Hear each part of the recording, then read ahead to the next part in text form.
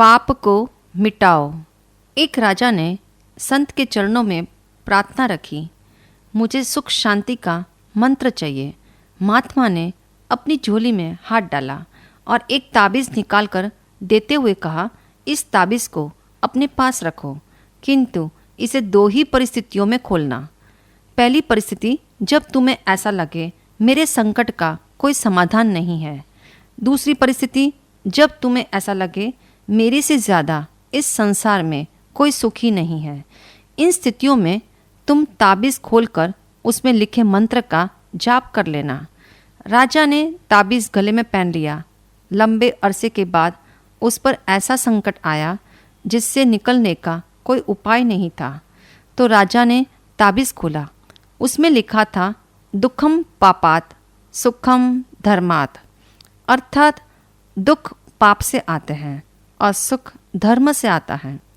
राजा ने इस सूत्र पर चिंतन करना प्रारंभ कर दिया कि यह संकट मेरे किसी पाप का ही फल है, अतः इसे शांति और समता से भोगने में मेरी भलाई है।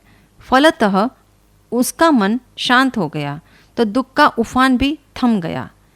राजा के जीवन में एक दिन ऐसा भी आया जब वह सुख के ढेर पर बैठा था, जो चाहे सो हो जाए। मन ने कहा, तुम्हारे जैसा इस दुनिया में और कौन सुखी हो सकता है। तब उसने ताबीज़ खोला और चिंतन किया, सुख तो धर्म का फल है। उसे धर्म पर दृढ़ श्रद्धा हुई और सुख के दिनों में धर्म करने का मन भी हुआ। दुख नहीं चाहिए तो पाप से बचना होगा। जैन ग्रंथों में पाप से मुक्ति के 3 उपाय बताए हैं। पहला उपाय, पाप के निमित्तों से बचो। दूसरा उपाय, पाप को खोलो। तीसरा उपाय, पाप को मिटाओ। पाप के बोझ से निर्भर होने के लिए तीसरा उपाय बताया है, पाप को मिटाओ। पाप को मिटाने के 2 माध्यम हैं, पश्चाताप और प्रायश्चित। जिस पाप के लिए प्रायश्चित का भाव न हो, यह सबसे बड़ा पाप है। राजा परीक्षित ने जब शुकदेव से पूछा, नरक से छूटने का उपाय क्या है, शुकदेव ने मात्र एक ही शब्द में जवाब दिया, प्रायश्चित कर लेना। पाप करने वाला अज्ञानी है, पाप को पाप नहीं मानने वाला अहंकारी है, परंतु पाप को पाप मानने वाला ज्ञानी है और पाप को प्रायश्चित द्वारा मिटाने वाला महाज्ञानी है। प्रायश्चित अर्थात अपने द्वारा किए गए पापों की स्व इच्छा से सजा भोगने हेतु दंड लेना, अपने को दंडित करना प्रायश्चित है, ताकि भविष्य में पापों को दोहराया न जाए। प्रायश्चित की पूर्व भूमि का पश्चाताप है और उत्तर भूमि का प्रत्याख्यान है। यूँ तो रोज़मर्रा जीवन में मनुष्य अक्सर पश्चाताप के दौर से गुजरता है। जैसे व्यापार में नुकसान हो जाए, कोई धोखा दे जाए, शेयर्स में अचानक हानि हो जाए, महंगी साड़ी पहली बार पहनने में ही फट जाए, तो मन में कितना पश्चाताप होता है और कितनी ही बार मन रोता है, कल्पता है। इस प्रकार सांसारिक क्षेत्र में मनुष्य अपने द्वारा होने वाली भूलों का हर कदम पर अफसोस करता है, परंतु सोचो, पाप करने के बाद क्या पछतावा होता है? कभी पश्चाताप के आंसू बहे हैं? रोएं तो हम अनेक प्रसंगों पर, किंतु दुखों को झेलते हुए अथवा नुकसान आदि होने पर अफसोस में आंसू बहे हैं। याद रखना, शरीर की सफाई के लिए जो कार्य साबुन करता है, वही काम आत्मा के लिए आंसू करते हैं। स्वार्थ के लिए रोना आर्त रौद्र ध्यान है। आंसू आक्रंदन नहीं, हृदय का संवेदन है, आलोचन है। आंसुओं का भी अनोखा इतिहास है। चंदन बाला के आंसू इसलिए छलके कि प्रभु मेरे द्वार पर पहुंचकर भी क्यों लौट गए। सुभद्रा के आंसू भाई के मुंह में निकले थे। एक आंसू पराय दर्द के हैं तो एक प्रभु भक्ति के हैं। जो आंसू पश्चाताप के हो, वे ही प्रायश्चित की भूमिका तक पहुंचते हैं। पाप का पछतावा बहुत कम लोगों को होता है। अधिकांश लोगों को पाप नहीं कर पाने का ही पश्चाताप होता है। चंदूलाल को मरते दम किसी पत्रकार ने पूछा, फिर से मनुष्य का जन्म मिले तो तुम क्या करोगे? चंदूलाल ने दबी जबान से कहा, इस जन्म में जो पाप मैंने बहुत देर से शुरू किए वे जल्दी प्रारंभ करूँगा, क्योंकि आज तक मैंने जो पाप किए हैं उसके लिए कोई पश्चाताप मेरे मन में नहीं है, किंतु जो मैं नहीं कर पाया हूँ उसका मुझे सदा अफसोस रहता है। आध्यात्मिक जगत का एक निश्चित नियम है, जिस तत्व के पीछे तुम रोते फिरोगे अर्थात पश्चाताप करोगे वह तुमसे दूर होता जाएगा। सुकृत्यों का पछतावा करोगे तो वे विदा हो जाएंगे और दुष्कृत्यों का करोगे तो वे भी भाग जाएंगे। इसलिए पाप मुक्ति हेतु पश्चाताप के आंसू अनिवार्य हैं। सबसे पहले पाप को पाप रूप में पहचानना दुर्लभ है, उसे स्वीकारना और भी अधिक दुर्लभ है, और उस पर रोना इससे भी अधिक कठिन है। संपत्ति की अल्पता, मित्र की दगाबाजी और शरीर में पैदा होने वाले रोगों के पीछे रोना आसान है, परंतु पापों के पीछे रोना आसान नहीं है। पाप के फल की कल्पना से रोना फिर भी आसान है, किंतु पाप करने के बाद तिरस्कार पूर्वक रुदन बहुत कठिन है। कुछ लोगों की धारणा है जो पाप किया जा चुका है उसके लिए पश्चाताप करके हम आत्मा को कमज़ोर कर लेते हैं। ऐसी मान्यता रखना दूषित दृष्टि का प्रतीक है। भगवान महावीर कहते हैं, पापियों में भी आत्मा का प्रकाश है जो पश्चाताप से प्रकट होता है। कहा भी है, पश्चाताप वह अग्नि है जिसमें भूतकाल के पाप नष्ट हो जाते हैं और मन की भूमि नए पापों को करने में अक्षम बन जाती है। इतना ही नहीं, पश्चाताप की गहराई में केवल ज्ञान भी हो जाता है। इतिहास साक्षी है, साध्वी चंदनबाला और उनकी सुशिष्या साध्वी मृगावती का प्रसंग है। एक दिन भगवान महावीर के समोह शरण में सूर्य और चंद्र मूल स्वरूप में बैठे थे, तो साध्वी मृगावती को सूर्यास्त का पता न लग पाया, तो स्वस्थान पर लौटने में उसे विलंब हुआ। अनुशासन प्रिया गुरनी चंदनबाला ने साध्वी मृगावती को देरी से लौटते देख मीठा उपालम दिया कि आप जैसी समझदार, विवेकी एवं स्थविरा साध्वी को अकाल में बाहर रहना शोभा नहीं देता। क्या तुम काल को पहचानने में सजग नहीं रह सकती?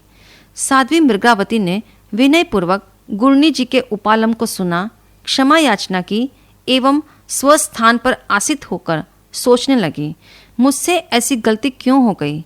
मेरे प्रमाद ने भी मुझे काल का भान नहीं होने दिया। वह अपने को कोसने लगी और उसे बहुत गहरा अफसोस हुआ। पश्चाताप के आंसू भी बहते चले गए। महासाध्वी मृगावती ने अपने दोष को देखा। उसमें इतनी नम्रता थी कि अपनी भूल को सोच सोचकर स्वयं को धिक्कारने लगी।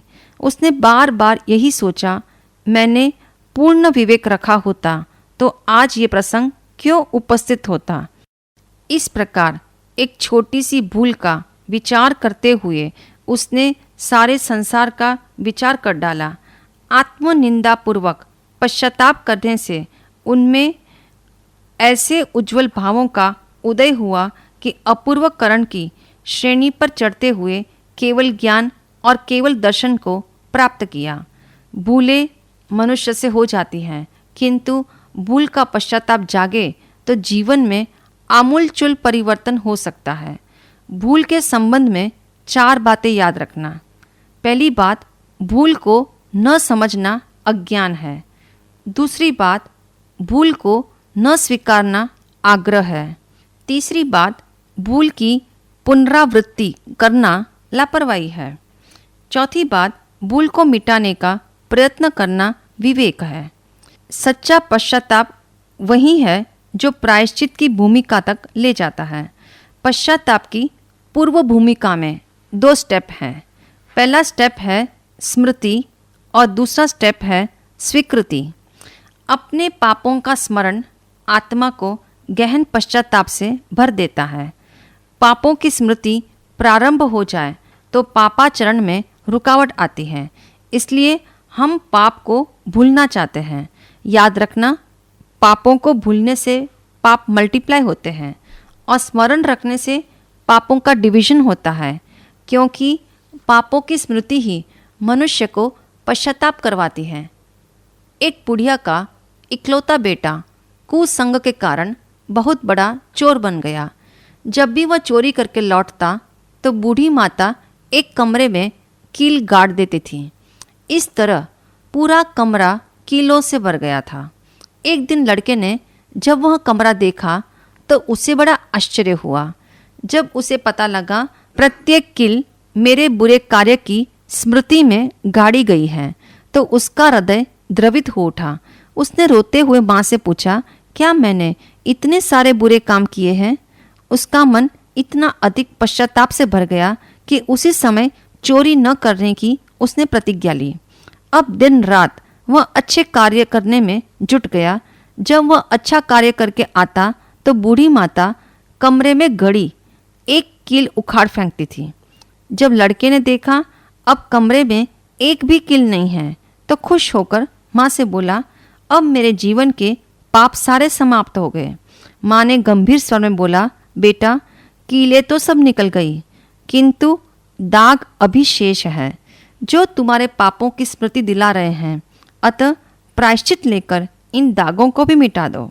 स्पष्ट है, पश्चाताप का पानी और प्रायश्चित के साबुन से पाप के दाग भी मिट जाते हैं।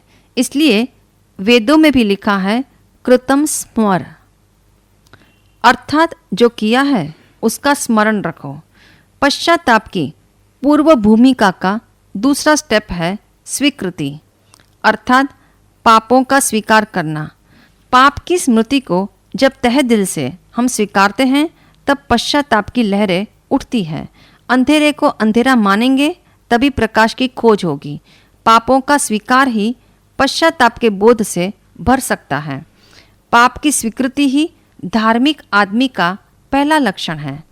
पता नहीं क्यों अपने पाप को ढकने के लिए मन बहाना खोजता है। पापों की स्मृति और पापों की स्वीकृति से अहम पर चोट पड़ती है। इसलिए मनुष्य ने सदा विपरीत दिशा में प्रयास किया है। यही मनुष्य की विडंबना है कि पाप की चमक दमक में विवेक चक्षु चुंधिया जाते हैं। आधुनिक युग में पाप तो पुण्य का भ्रम देता है और मानव उसके भ्रम जाल में फंसकर पाप के दलदल में फंसा चला जा रहा है। याद रहे, पापों का किया जाना तो बुरा है ही, उससे भी अधिक बुरा है उनकी स्मृति का न होना।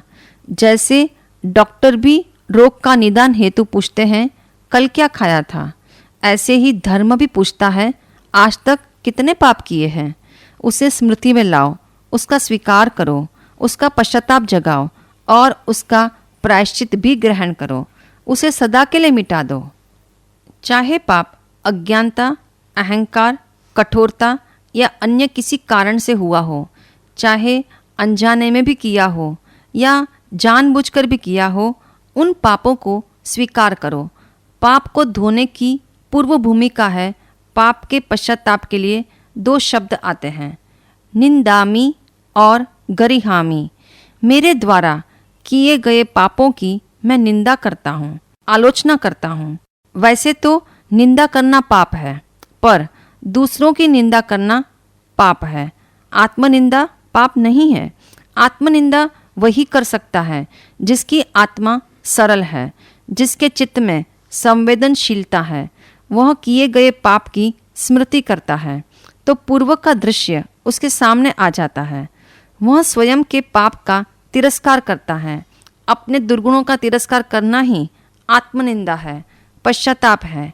इंस्टेंट पश्चाताप या मात्र सॉरी कह देना मात्र शाब्दिक कथन है। वह भीतर को स्पर्श नहीं करता, दोबारा होने वाली गलती से हमें नहीं रोक सकता। एक पश्चाताप ऐसा भी होता है जिसमें आंसू निकल आते हैं।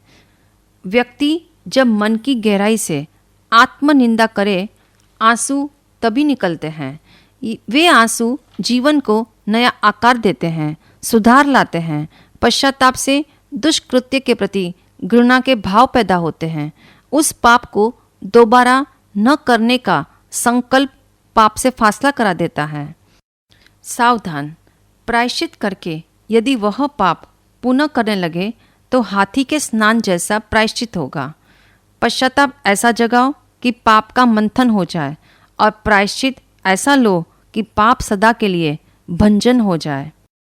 कहा भी है, दही को मथा तो नवनीत बन गया, दिल को मथा तो नवगीत बन गया।